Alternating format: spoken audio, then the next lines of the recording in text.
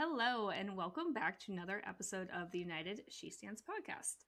Today we have special guest, Representative Allison Russo, who is the former minority leader of the Ohio House of Representatives. She was the first Democrat in a decade to flip a central Ohio seat and is one of the state's leading voices on healthcare access, protecting workers' rights, and election integrity.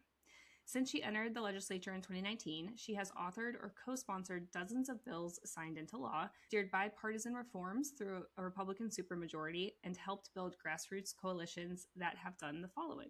She's helped defeat the August 2023 Issue 1 60% power grab, which preserved citizen-led direct democracy here in our state, enshrined reproductive freedom into the Ohio Constitution, which was the largest single issue victory for voters in our state history, and has expanded mental health party protections, veteran services, the historic Fair School Funding Plan, and access to child care services for working families.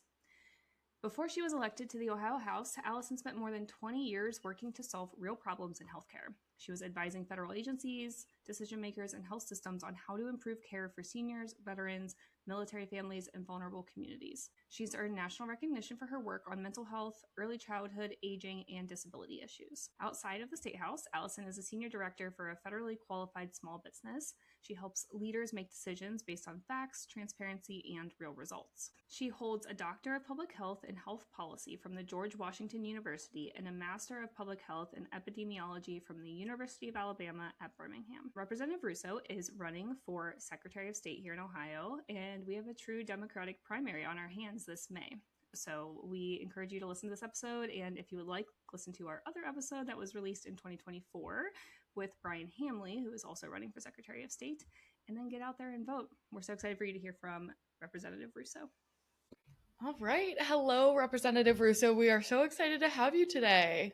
I'm thrilled to be here. All right, let's kick it right off. So, from your bio, we learned that you were the first Democrat in a decade to flip a central Ohio House seat, and then later served as the minority leader in a Republican supermajority because, yes, this is Ohio. How did that experience shape your understanding of democracy, especially what it takes to protect it when power is quite honestly uneven? Yeah, well, I think, for me, I benefited in 2018. It was Trump's first midterm.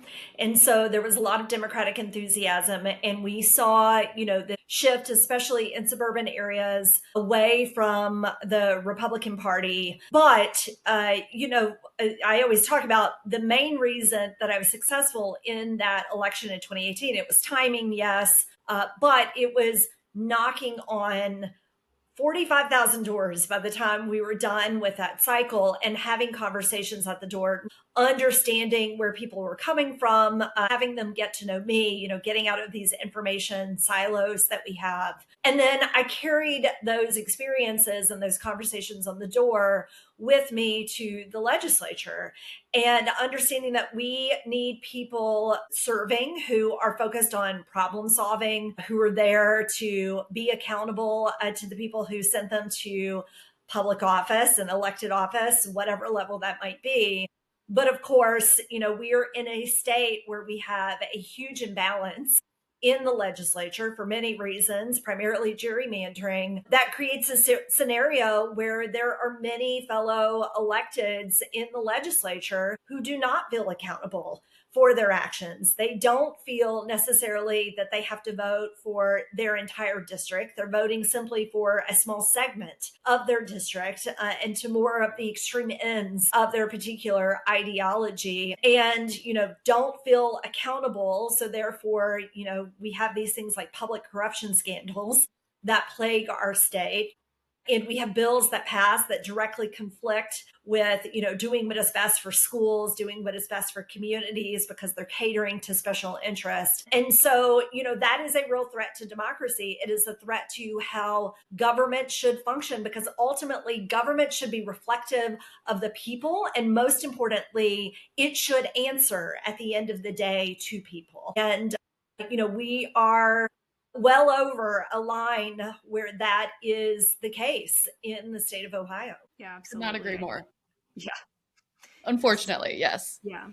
And so we know Secretary of State has a big role in elections. So I think, can you just speak to it? Is that why you decided like this was the office you wanted to run for? Yeah, absolutely.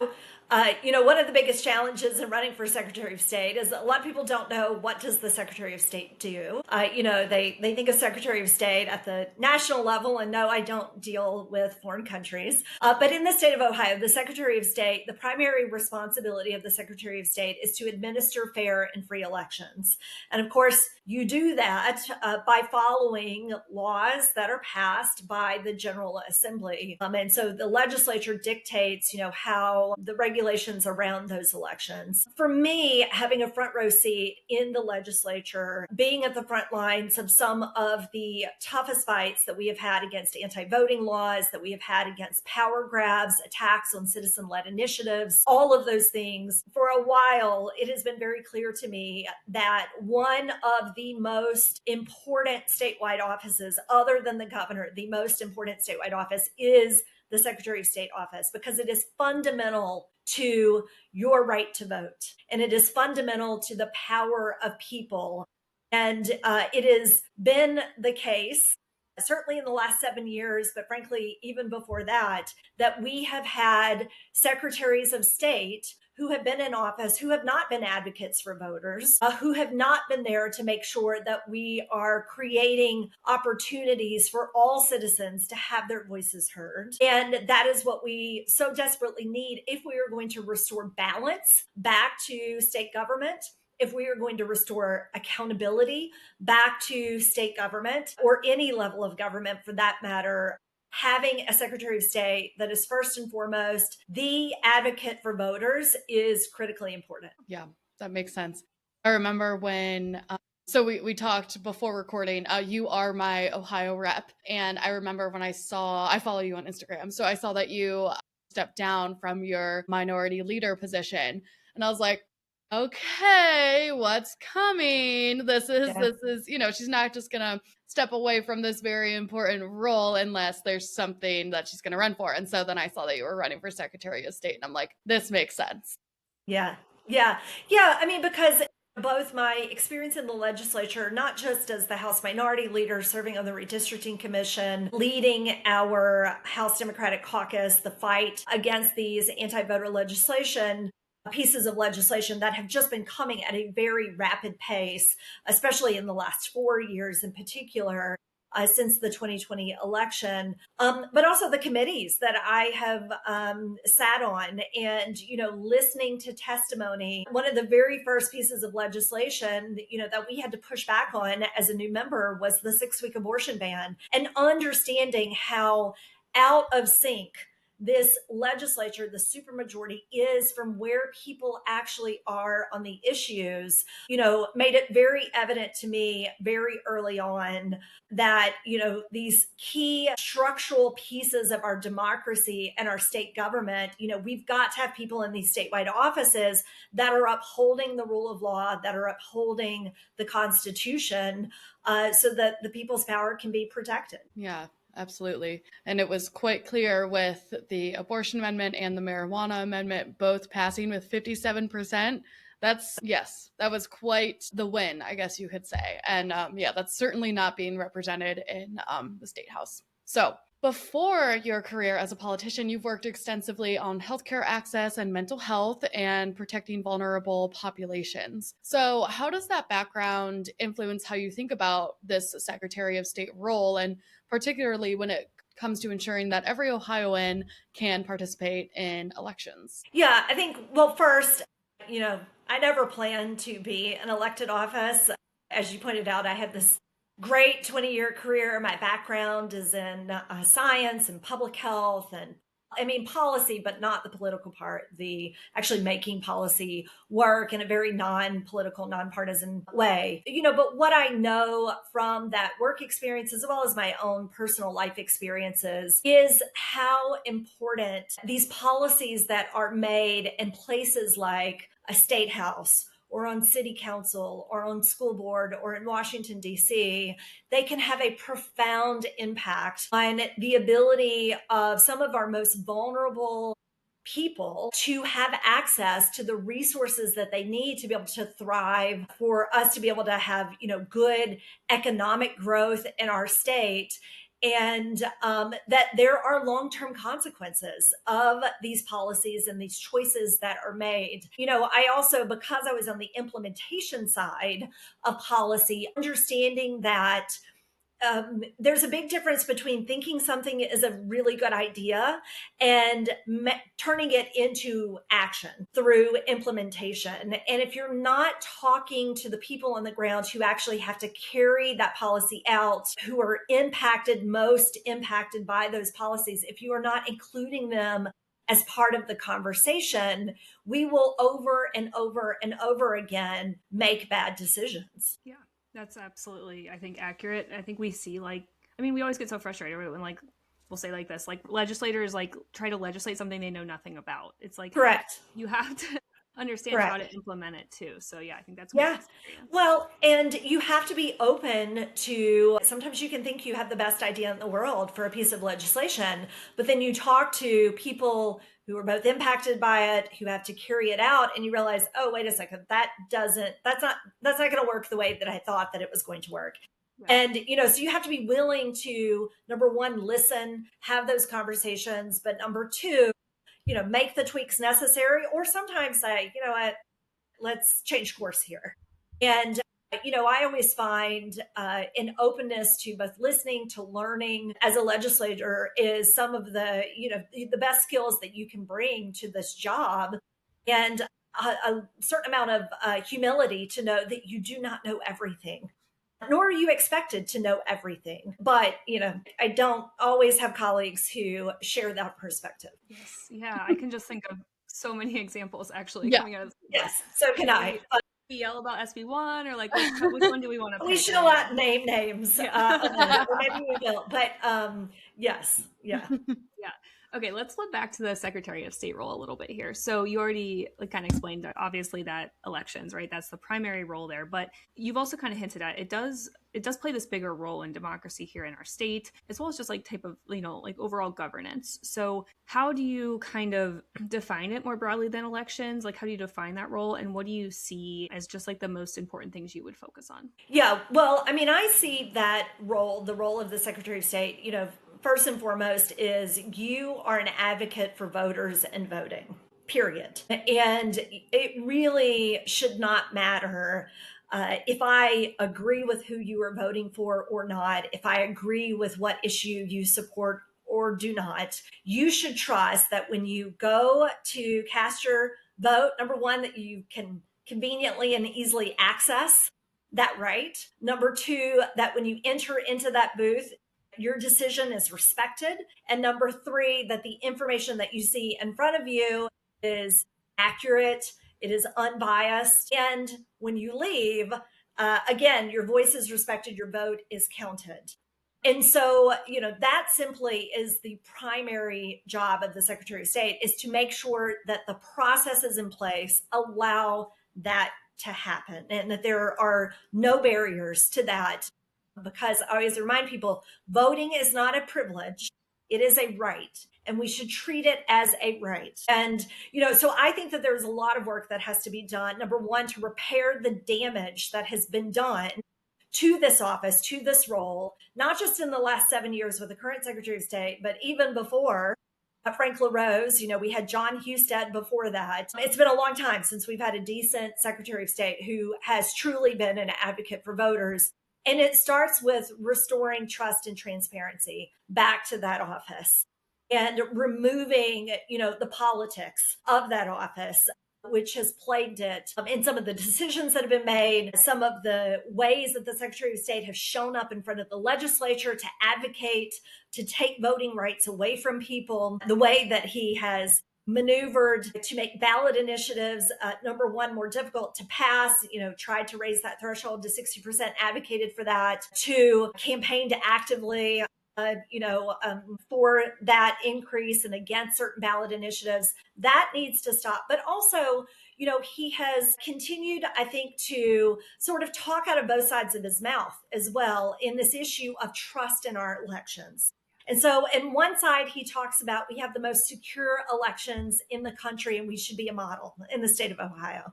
But then, on the other side, when we have people like Donald Trump attacking mail in voting, talking about voter fraud, he continues to, number one, not say, first of all, that is not accurate. That is not true. We have secure elections. Voting fraud is exceedingly rare in this state. And this is why our elections are secure, but to play into that narrative in some of the legislation that he has advocated for. And so those are, kind of the big issues that have to be tackled for me when I enter into the office, because it's going to take a lot of work to undo some of that damage. Yeah, I just want to say, you said this earlier, and I think this is so true. I think apart from governor, or maybe even up there with governor, it is one of the most important roles, and I think it has the most impact, as a statewide office in Ohio.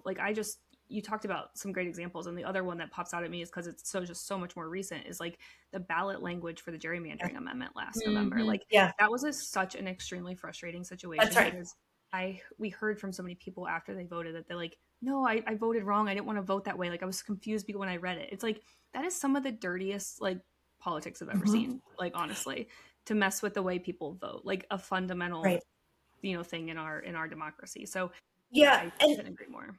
And I want to just, go back to this issue of direct democracy. Direct democracy, first of all, not every state has the right to direct democracy the way that we do in Ohio. And it is precious to Ohioans, as we learned in August of 2023. Ohioans do not want us to mess with that right to direct democracy. And the Secretary of State does have a lot of power throughout the process for these citizen-led initiatives, or for that matter, the referendum process, which is a little bit of a different process. But, in three primary ways, really. One is, when we go through the signature collection and the signatures have to be certified, playing games with those signature certification process, either delaying the process, kicking out signatures for a variety of reasons. We're seeing this happen right now in the state of Missouri with the Secretary of State. The second way is through campaign finance. There is now a tremendous amount of power that has been shifted to the Secretary of State because the Elections Commission was dissolved in this last budget, had its last meeting 2 weeks ago. All of that power now is shifted to the Secretary of State, where that role now calls balls and strikes. Anytime there is any sort of allegation, true or not, about campaign finance issues. And then the third way is, as you indicated, the role on the state ballot board that ultimately determines, what does that language look like when voters go into the voting booth. And the most egregious example of that was certainly last November with the citizen-led initiative to reform redistricting. However, that was not the first time the Secretary of State has done that. He also tried to do it the year before on the reproductive rights ballot initiative. If you will remember, there were games played with that language as well. And, and that has been the problem with this office, and why there's so much distrust, I think, both in this office, but also it's chipping away at trust in our election process and the integrity of our elections, is because we have seen the person who fills the seat use this position to hold on to power, to advance what he believes should be advanced or not, instead of what do the people want? What are the people deciding? And so, it is an office that has a tremendous amount of power, but also a tremendous amount of potential for abuse of that power. Yeah. Certainly. And if he wasn't scared, or if the Republican Party in Ohio wasn't scared of what the voters were going to say or vote for, ultimately the decisions on a lot of these ballot initiatives the past few years, we wouldn't have had to play all these games. He wouldn't have had to do any of this. That's right. But he knew deep down, oh, this probably isn't going to go our way. So let's try to do some manipulation behind the scenes, where a lot of people don't pay attention to politics in general, let alone state politics. We can get away with this and, try to get our way, even though that's certainly not what our state and our folks living in Ohio want. Yeah. Yeah. And why are they scared? I tell people all the time, I have never seen a General Assembly, people who hold power right now, who are more scared of the power of the people's voices.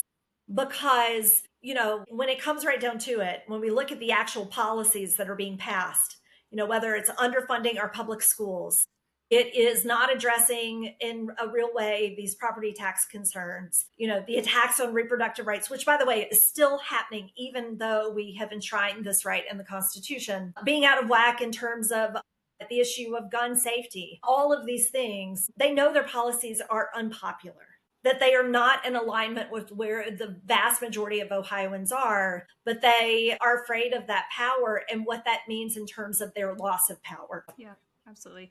Just a quick side note, because I just don't know that this is like as common knowledge for everyone. But you mentioned signatures and like certifying the signatures for those ballot initiatives. As people who collect signatures for many of these initiatives, that is always like my biggest thing when I'm collecting signatures. I like if anybody messes anything up, it's like I don't even trust the scratch out an initial. I'm like, just cross the whole thing out and redo it. Like you don't give them a single reason to throw yours out because that's right. They will. Like it's very it's very and I just don't. Those are the things like so many people are so willing to sign these petitions with us, but they don't even think twice about it. They're just like, oh yeah, I threw my stuff, and I'm like, no guys, it has to be perfect because these guys are looking for any reason to cast your signature out, which is just so bad. And I will tell you, as a candidate, every time I've had to run for office, you also have to collect signatures to qualify for the ballot. There is nothing more nerve-wracking than that period between when you submit those signatures and when you get the official certification from the Board of Elections. It doesn't matter how many times you run for office. You're always like, oh my God, I hope I did this right. I hope signatures don't get thrown out, because I have seen every scenario. You're absolutely correct. People not qualify for the ballot, whole petitions being thrown out for very small issues that are ultimately, at the discretion of whether it be the Secretary of State's office or the Board of Elections reviewing those petitions.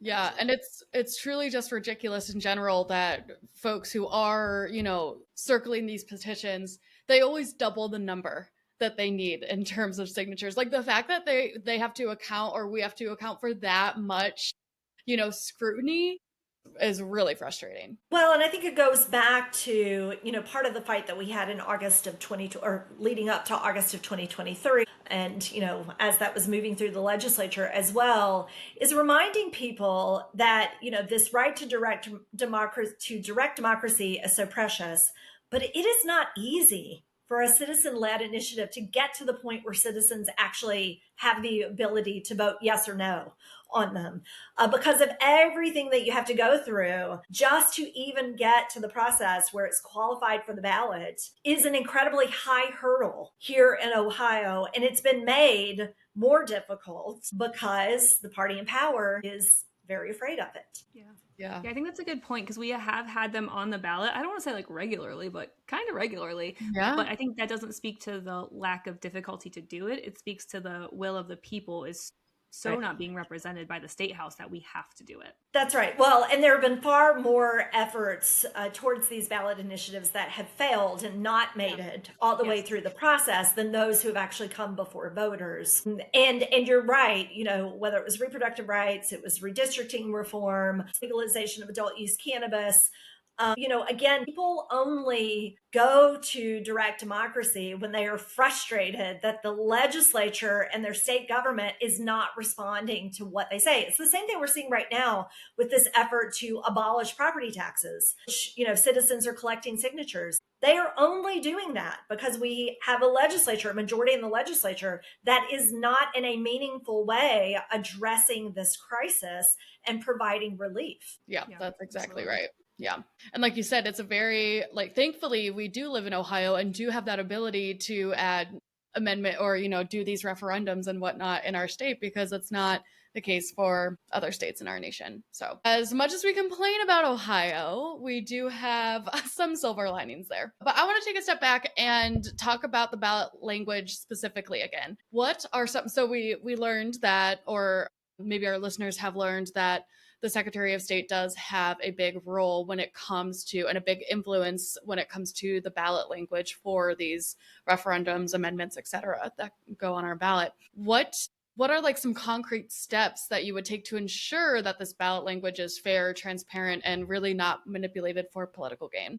The answer to this is very simple. Our Constitution, our Ohio Constitution, lays this out about how this should be done. And the problem is we have had a Secretary of State that has ignored that requirement in the Constitution and just as deeply concerning at this point, a state Supreme Court, which is also very critically important, a state Supreme Court that is ultimately responsible for interpreting the constitutional requirement that has not upheld what the language of the Constitution says. And the language of the Constitution is very clear. It should be clear, unbiased, an unbiased description. And it's just that simple. And I think, to me, it's pretty obvious what that means. And, even if we look, so for example, I'm going to go back to last year, issue 1 from last year, which was the citizen-led redistricting commission. Even if you look at the language that was approved to begin the signature collection process, so when you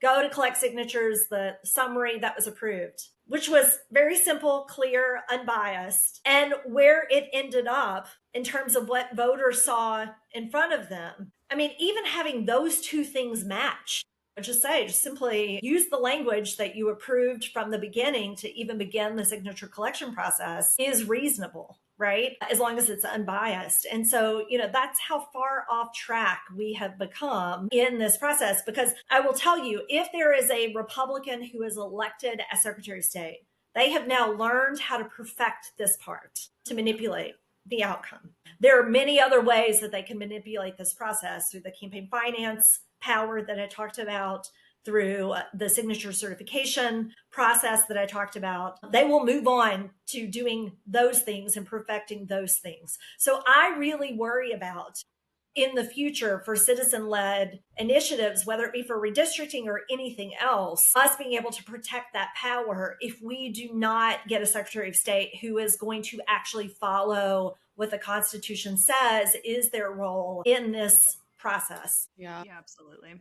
I know. I think that's one of the scariest things for me too, because it is one way we really can enact change in Ohio, being so gerrymandered, and it is a scary thing to have that kind of at risk. Yeah, and I remember going in as someone who was very involved in politics, knew exactly what to vote back in November of 2023 for the abortion amendment and the cannabis legalization. And I remember reading specifically the reproductive rights one, and I was like, wait, now I'm confused. Like, I feel like I'm just like overthinking every single word. And so when I voted correctly, thankfully, because I knew yes on both, yes on 1 and 2. But then when I went in for last year to vote for the redistricting one, I had heard so much about the ballot language. I didn't even bother reading it because I'm like, I'm just going to confuse myself. I know I need to vote. I think it was yes.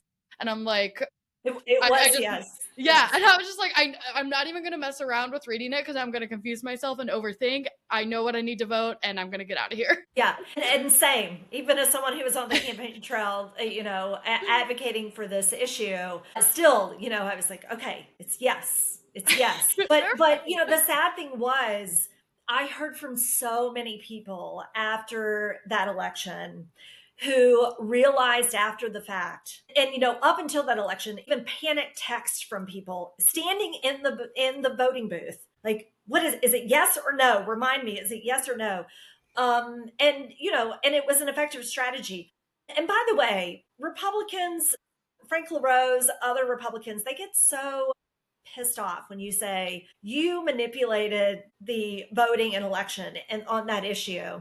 And they're like, no, we didn't. And I said, your own state party chair, the ORP chair, Ohio Republican Party chair, brags that confusing voters through that language was an effective strategy. You knew exactly what you were doing, and your intent was to confuse people. You knew that. Yes. Honestly, since getting involved, especially more and learning more about Ohio politics, I think Frank LaRose is in my top 3 enemies list. Not jokingly, enemies list, but seriously, he does, I think, some of the most damage to just everything. Everything he does, I'm just cringing at, because I'm like, oh, my gosh, could you make it any worse for us?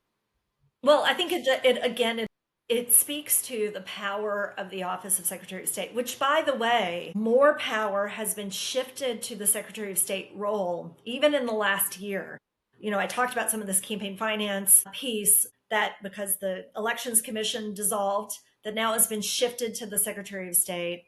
We see in terms of the ability of the Secretary of State's office now, even most recently, Senate Bill 293, which, depending on where we are when this airs, may or may not have been signed by the governor, allows the Secretary of State to put more people on the provisional voting list and to cancel their voting registration, the voter purge list, where simply because you did not vote in more than 2 presidential elections, your voter registration is canceled. That is a tremendous amount of power in this office. And again, if you've got the wrong person in this office who does not understand and remember that they are an advocate for voters, full stop, the damage that can be done. Yeah. I mean, the role really should be like, it reminds me of like a school board or something. Like, it should be nonpartisan. At the end of the day, that's a nonpartisan. I agree. That should I be agree. filled. Yeah. Yeah.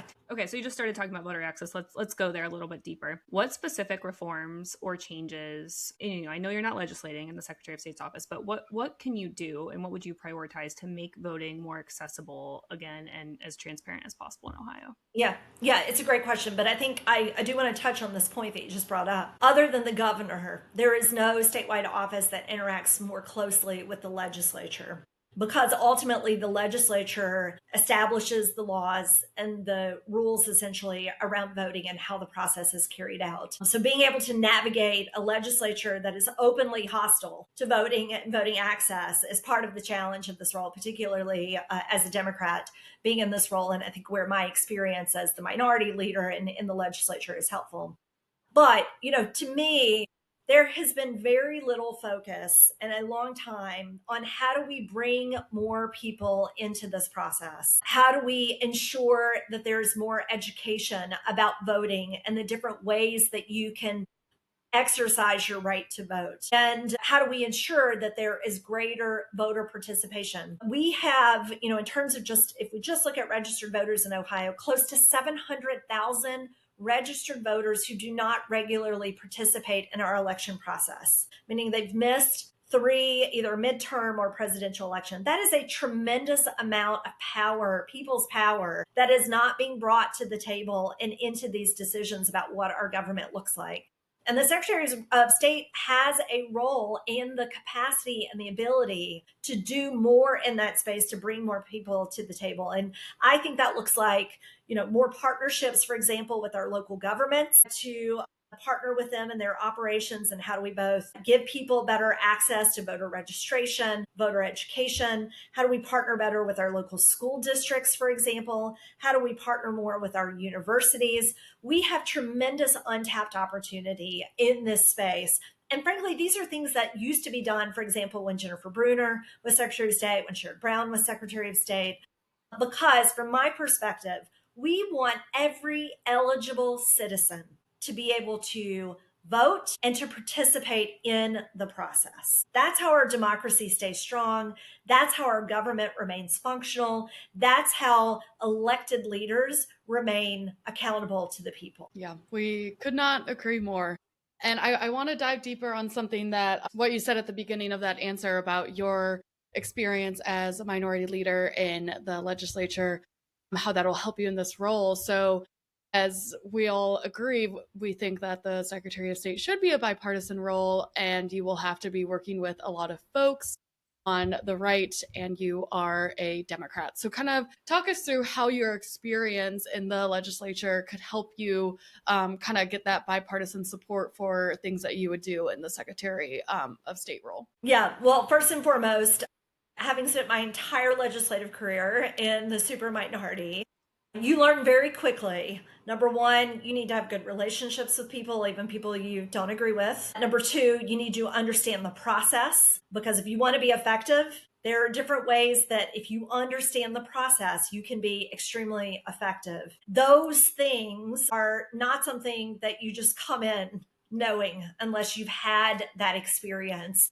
And so I always tell people, because I was in the super minority and the minority in the legislature, I cannot get anything done, cannot get a piece of legislation either passed on its own or as a part of another piece of legislation unless I work with Republicans to get it done. That's just the reality of being in the minority in elected office. And so that teaches you many things about, what are effective strategies to be able to do that. And I think that anyone who comes into the Secretary of State's office having that experience, those lessons learned, understanding what that fight looks like, understanding about 5 steps ahead about what is coming your way, is absolutely essential to be able to do this job and to hit the ground running on day one to be effective. Yeah, I think that makes a lot of sense. It's right. You're up against, I mean, even if we have an incredible turnout in 26 and a blue wave, the odds are Republicans are still going to control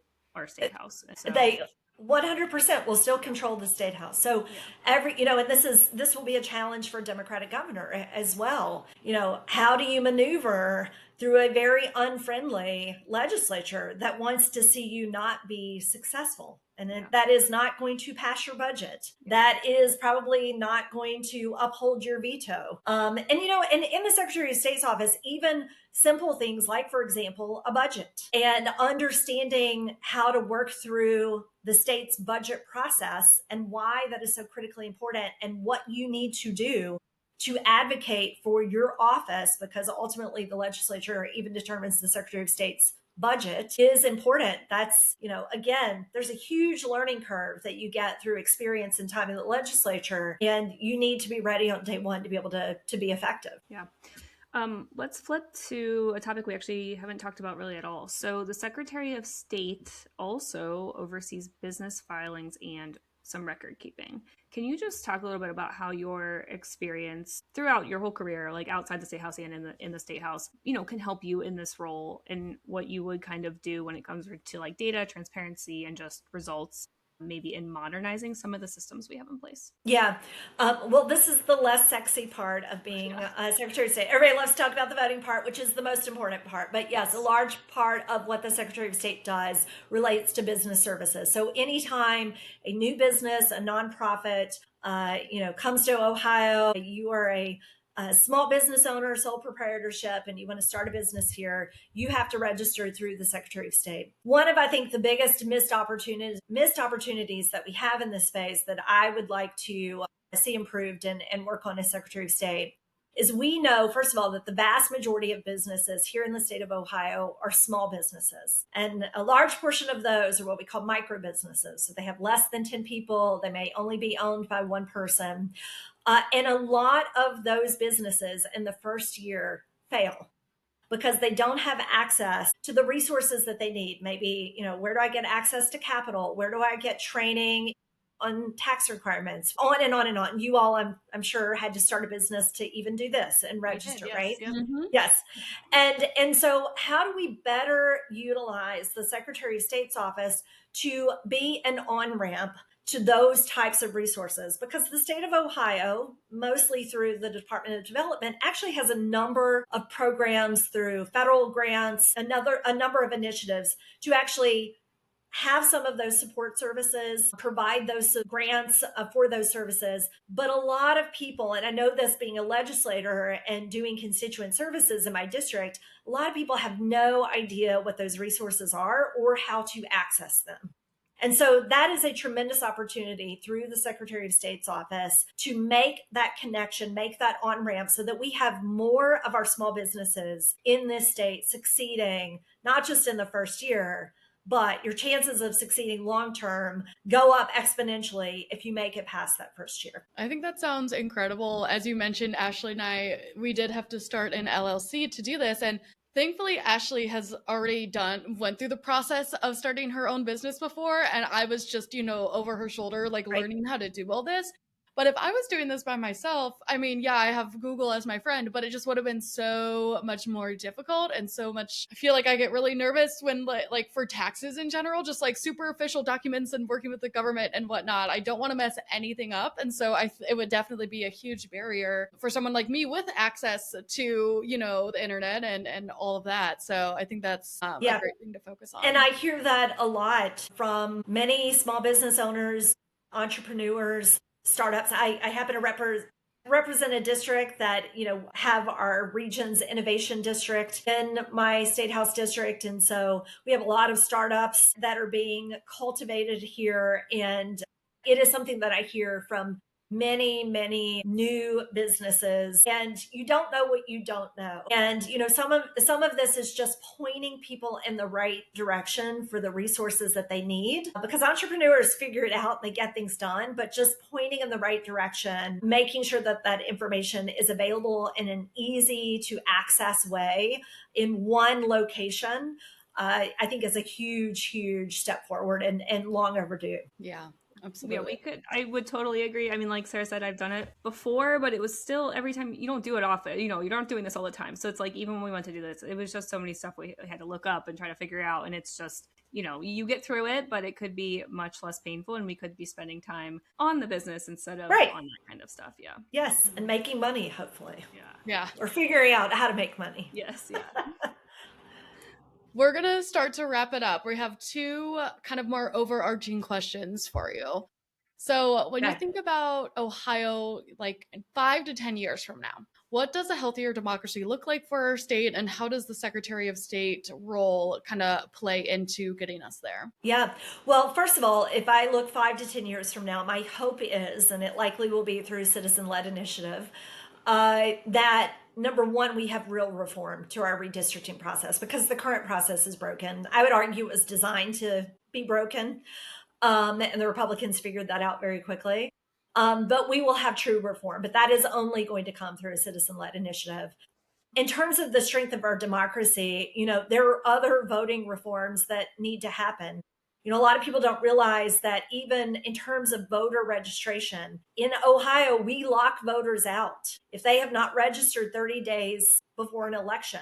It's too late. That is some of the most restrictive timeline requirements in the country. It is more restrictive than what we've even had in the past. And so even those types of reforms to the voting process make a big difference for people in participating in the process. And so a lot of this is going to come through the citizen-led initiative process. I've already talked about how the Secretary of State has some critical roles throughout that process. It's not just about the ballot language, but everything from signature collection and certification to the financing of the campaigns that have to run these ballot initiatives, because they're not cheap to do, to what information citizens see when they go into the voting booth. The Secretary of State plays a tremendous role there, but also who is participating in the election and their ability to actually have their vote counted when they get to the ballot box. Are we making that more difficult for people? Are we under resourcing our boards of elections so that we have fewer precinct locations and fewer voting machines, so that there are longer lines, or you're throwing out ballots after the day of the election, because the legislature, in its infinite lack of wisdom, has decided to throw those votes away. All of that matters, and the Secretary of State is critical to that process. And I think, if we want to strengthen our democracy, but most importantly, have people who are elected, who are in government, who are accountable for their actions and are actually working on the policies that people care about, the Secretary of State is critical to that process. Yeah, it absolutely is, as we've talked about for the past hour. So we do have a true Democratic primary here for Secretary of State in Ohio in May of 26. If people heard this interview and they want to learn more, where can they go to learn more about you and your campaign? So very simple. AllisonRusso.com, 2 L's and an I, the only correct way to spell Allison. AllisonRusso.com. You certainly can go to the website if you want to volunteer for the campaign, support the campaign, learn more about me. I am on all the social media channels. Russo, the number 4, Ohio. Apparently, I'm also on TikTok, even though I don't actually have TikTok on my phone. That's new. Apparently, that's necessary these days. And by the way, on social media, I don't just talk about this campaign, but my role in the legislature and what is happening and why things are important. Share a lot of information in that role as well. So you can follow along and see where I am. And certainly, if I'm in a community near you, because I'm constantly on the road, stop by and say hello. Yeah. So we will have all of that in our show notes, all your links, your social media accounts, your website, all of that good stuff. If folks want to support, what is the most meaningful thing they can do right now? Well, I mean, unfortunately, in these campaigns, when I was the minority leader and had to campaign for other people, I used to remind people of this. You can have the best candidate in the world, the best message. If you don't have the resource to get that message out to voters, it doesn't matter. And so, the reality is we have to have donations to support these campaigns, financial support, which is critically important. Second piece is your time and your energy. This election, whether it's for my race or any other of the critically important races that are on the ballot, is going to take all of us, and all of us have a role to play in that. Whether you're knocking on doors, you're making phone calls, you're sending text, you're a social media warrior, whatever. It is going to take all of us doing some small part. Do not stay on the sidelines in this election.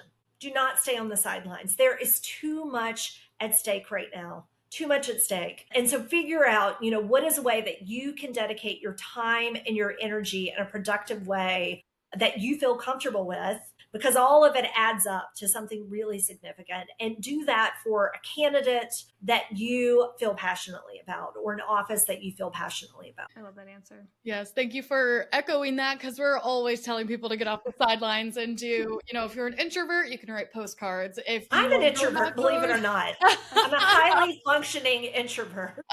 Well, you're doing great with masking that. Not that introverts have to mask that, but Representative Russo, it's been a true pleasure. Thank you so much for giving us an hour of your time today, and it's so great to meet my representative. I know. I can't believe we haven't run into each other before. So I know. Now I'm sure we will. We'll see you at the grocery probably store. 5 times in the next week. So, yeah, the pleasure is all mine. Thank you. And thank you to you ladies for what you were doing as well. Really and truly. Thank you. Thank you. Thank you so much.